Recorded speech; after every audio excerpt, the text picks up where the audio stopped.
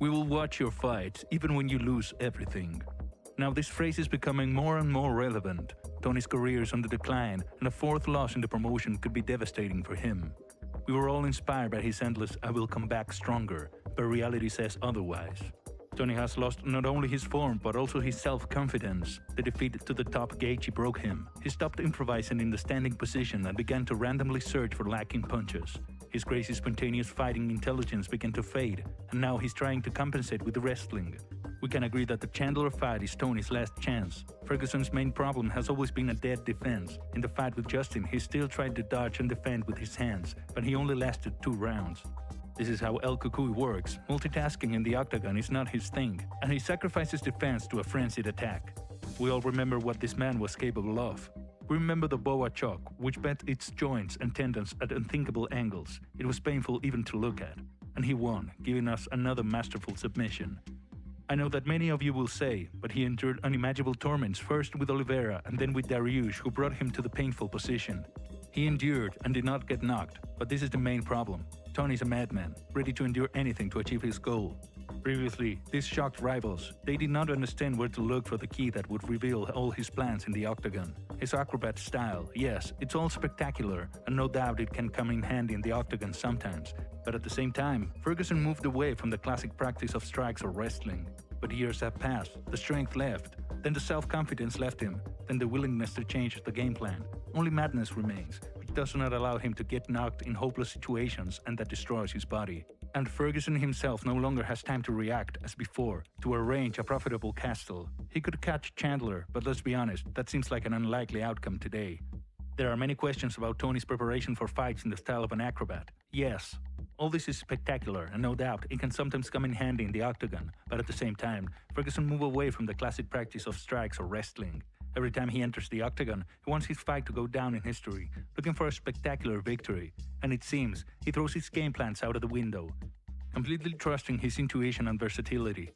There are only 2 options for a fight with Chandler. Either Tony will appear in the best version of himself, which, for example, we saw in the fight against Gaethje or Pettis. Then he will have this small chance, or we are waiting for uncertain work in the stance, because of which El Cucuy will want to quickly take the fight to the ground and lie on his back in a jittery attacking manner. His main task will be to use side and uppercuts in the rack to the maximum, delaying the moment of takedown. You know, Tony's going to have his hands full that first round. Is this a main event? Yes. No, it's a pay-per-view, guys. It's probably so it's not a main event. Oh, so it's not. It's 3 rounds? No, it's not a main That event. does not work towards Tony Ferguson. That does not work Tony Ferguson. Yeah, if it was a 5-round fight, then I would give it to Tony. Tony's pressure, his push kick up the middle, his long jabs, his combinations. Chandler could get on the neck and potentially sub him, but look, we've seen with Tony, he ain't tapping for shit. No. He don't care. He'll go to sleep or he'll let the arm break. But he's explosive, he's talented, he's a really good fighter, he's a damn good fighter. But when it comes down to the style of fight that Tony brings, Tony has a good chance of beating him. If this was a 5-round fight, 3 rounds, it's going to be hard. It's going to be hard for anybody to really beat Michael Chandler in a 3-round fight. I look at it, at this point, Tony has slowed down.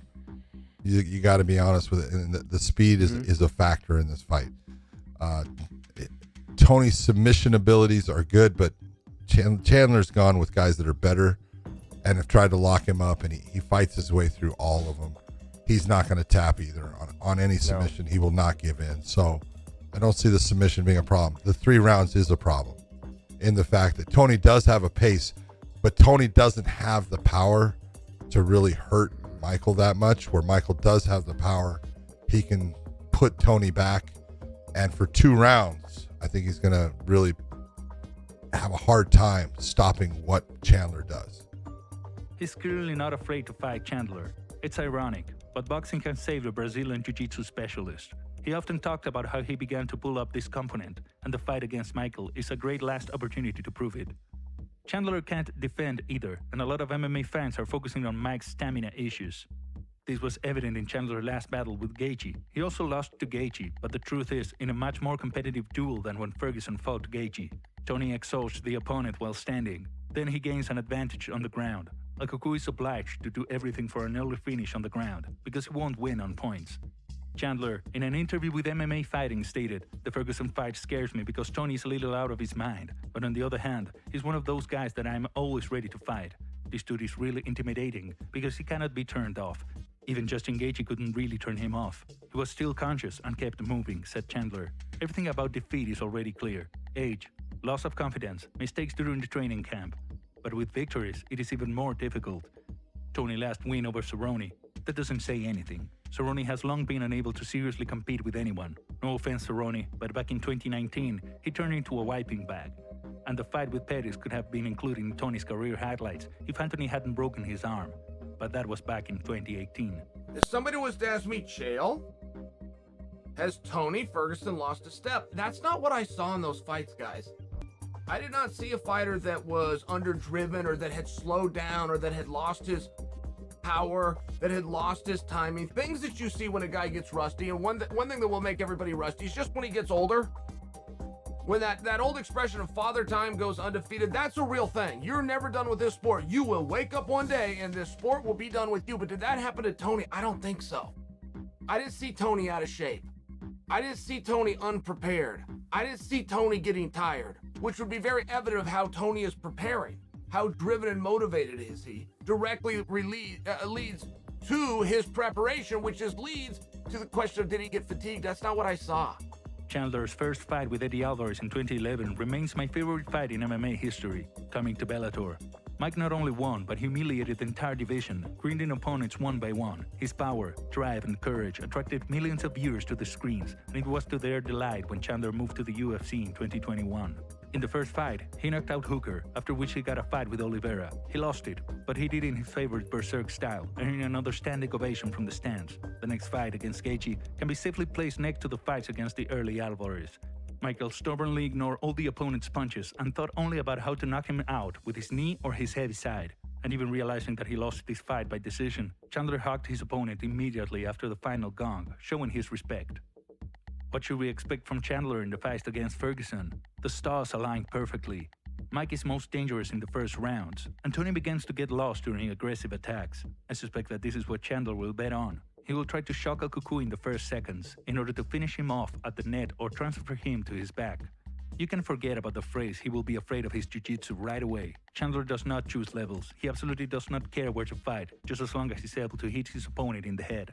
Endurance is a weak point, so he will not give Tony a chance to rest, and he will try to end this fight early. So we are in for a tough fight, which is unlikely to end with a referee's scoreboard. The first round will be defining, and if Chandler breaks Tony or at least hits him with a couple of steady gain annies as Gaethje did, then the fight is in his pocket. So Chandler's chances of winning are quite big, precisely due to physical strength, attitude, and pressure. Tony has problems with all three components. If he does not deal with depression and internal demons, which often interfere with him, then Mike will move him without any problems. But as a remark, I do not think that the fight will end in the first round. In any case, we, millions of fans, are waiting for this crazy fight. At the end, I want to say that may the strongest win. So what do you think about all this?